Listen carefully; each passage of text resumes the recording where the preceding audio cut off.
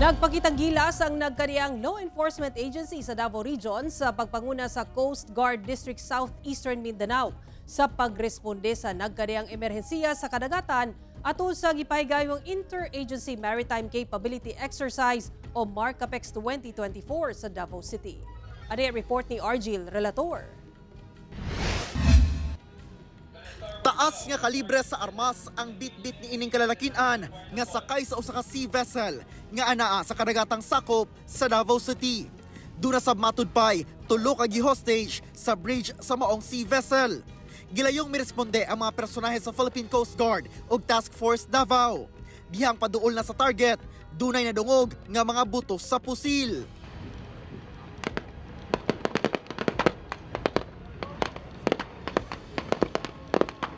Gipalupad sab ang fixed-wing aircraft sa PCG. Dihang nakaangkla na ang ilang patrol vessel, misampa gilayon ang mga otoridad sa na-sea-jack nga vessel alang sa hot pursuit operation. Dihang na-corner, ni-surrender na lang ang mga suspect kinsa gilayong gipangpusasan. Misampa sab ang PDEA agents aron i-verify ang mga nakita matud pa nga white substance. Apan ang maong sea-jacking incident, senaryo lamang sa gipahigayong Interagency Maritime Capability Exercise o MARCAPEX 2024 sa Law Enforcement Agency sa Davao Region sa pagpanguna sa Coast Guard District Southeastern Mindanao.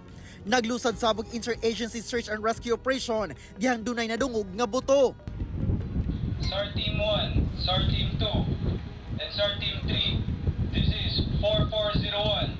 You are hereby directed to conduct search and rescue operation using parallel search pattern to crew members of sea-jack vessel. Malampusong nahawa sa dagat ang mga biktima ug gisakay sa rescue boat. Nakita sab nga nag-aso ug nagkalayo ang usa ka sea vessel. Paspas nga miresponde ang Tubataha firefighting team nga sakay sa MRRV 4401 sa PCG aron mapaulanan og tubig ang kalayo gamit ang duha ka fire cannons nga kayang magbuga og tubig sa gilayong 53 meters.